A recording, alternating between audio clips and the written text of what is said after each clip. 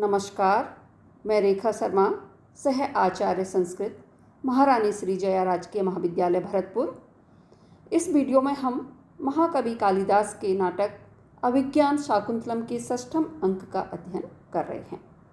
राजा दुष्यंत के निकट इंद्र के सारथी मातली उनका संदेश लेकर के उपस्थित होते हैं कि राक्षसों के संहार हेतु उनकी आवश्यकता है। इस समाचार को जान करके राजा दुष्यंत अत्यंत हर्षित होते हैं या आनंदित होते हैं, लेकिन वे मातली से ये जानना चाहते हैं कि आपने जो मेरा मित्र विदूषक है उसके साथ इस प्रकार का व्यवहार क्यों किया था। उसका उत्तर देते हुए मातली जो हैं कह रहे हैं कि वह भी मैं बताऊंगा। यह आप जानते हैं, मैंने जब यहाँ उपस्थित हुआ तो मैंने देखा कि किसी कारण से मानसिक संताप के कारण आप खिन्न हैं, दुखी हैं।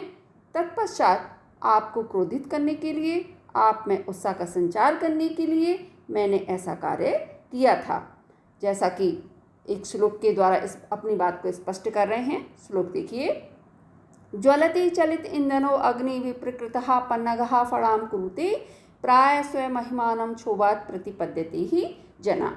अग्नि चलित इंधनों, जो अग्नि है, ईंधन के चलायमान किए जाने पर ज्वलति, प्रज्वलित हो जाती है। पन्नगः विप्रकृतः फणाम कुरुते, और जो पन्नग है, सर्प जो है, यदि उसे छेड़ दिया जाता है तो वह अपने फण को ऊपर कर लेता है। जनः प्राय क्षोभात् स्वयं महिमानं प्रतिपद्यते। इसी प्रकार से सामान्य व्यक्ति भी प्राय क्रोधित होकर के अपने वास्तविक तेज या स्वरूप को प्राप्त कर लेते हैं। कहने का अभिप्राय ये है कि अग्नि को यदि छेड़ देते हैं तो आप सब जानते हैं कि जो बुझती हुई अग्नि है वह भी प्रज्वलित हो उठती है। इसी तरह से सांप जो है उसको छेड़ने पर वह अपने फण पर को ऊपर करके खड़ा हो जाता है। इसी प्रकार से मनुष्य जो है, यदि उसको क्रोध दिलाया जाता है तो वह अपने वास्तविक तेज को प्राप्त कर लेता है। इसी कारण से राजा दुष्यंत को क्रोधित करने के लिए या वास्तविक तेज को प्राप्त कराने के लिए मातली के द्वारा विदूषक जो हैं उनके साथ इस प्रकार का व्यवहार किया गया था। इसमें कुछ व्याकरणात्मक टिप्पणियाँ देख सकते हैं। जैसे शब्द है चलित ईंधनः, चलितानि ईंधनानि यशसा, यहाँ बहुव्रीहि समास है। लकड़ियों को हिलाने पर जो अग्नि है वह तीव्र हो जाती है।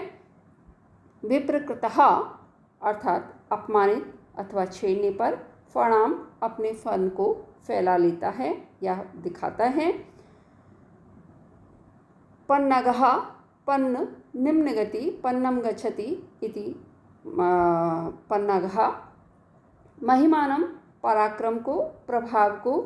महत धन इमनिच, महिमन शब्द इस प्रकार से बना। यहाँ पर भगवान विशेष के स्थान पर सामान्य जन कहने से अप्रस्तुत प्रशंसा है।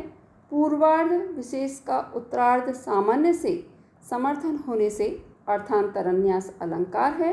अग्नि और पन्नग दो के साथ साधर्म्य होने से माला दृष्टांत अलंकार है। आगे इसमें आर्या नामक छंद है। आगे श्लोक देखिए। त्वन्मति केवला तावत् परिपालयतो प्रजाः अदिच्य इदम अन्यस्मिन् कर्मणि व्यापृतं धनु। राजा विदूषक से एकांत में संदेश कह रहे हैं कि मित्र, देवराज की जो आज्ञा है उसका उल्लंघन नहीं किया जा सकता, अतः आप इस समाचार से मेरी ओर से पिशुन जो है मंत्री, उनको अवगत कराना अथवा कहना कि क्या कह रहे हैं। त्वन्मति केवला तावत् परिपालयतु प्रजा, केवला त्वन्मति, केवल तुम्हारी बुद्धि, अकेली बुद्धि ही, तावत् प्रजा परिपालयतु, तब तक प्रजा का पालन करे, जब तक इदम अधिज्यम धनु अन्यस्मिन् कर्मणि व्यापृतम, यह प्रत्यंचा चढ़ा हुआ धनुष अन्य कार्य अर्थात राक्षसों के संहार में लगा हुआ है। राजा दुष्यंत संदेश भेज रहे हैं अपने मंत्री के निकट कि तब तक आपकी बुद्धि ही इस संपूर्ण राज्य के कार्य का या शासन का निर्वहन करेगी, जब तक मेरा यह धनुष राक्षसों के संहार में लगा हुआ है। ये आप सब जानते हैं। कवि का अभिप्राय है कि राज्य का पालन राजा का जो पराक्रम है और मंत्री की बुद्धि है, दोनों के द्वारा ही संपादित किया जाता है। चूँकि अब राजा दुष्यंत जो हैं अन्यत्र जा रहे हैं, अतः राज्य का पालन केवल मंत्री जो हैं उनकी बुद्धि के द्वारा ही किया जाएगा। ऐसा संदेश दुष्यंत के द्वारा मंत्री पिशुन के निकट भेजा जा रहा है।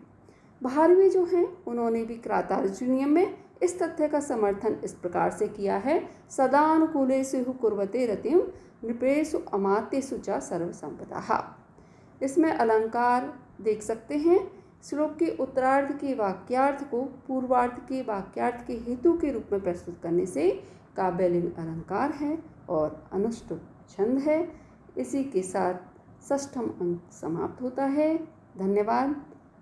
अगले वीडियो में सप्तम अंक का हम अध्ययन प्रारंभ करेंगे। तब तक के लिए धन्यवाद।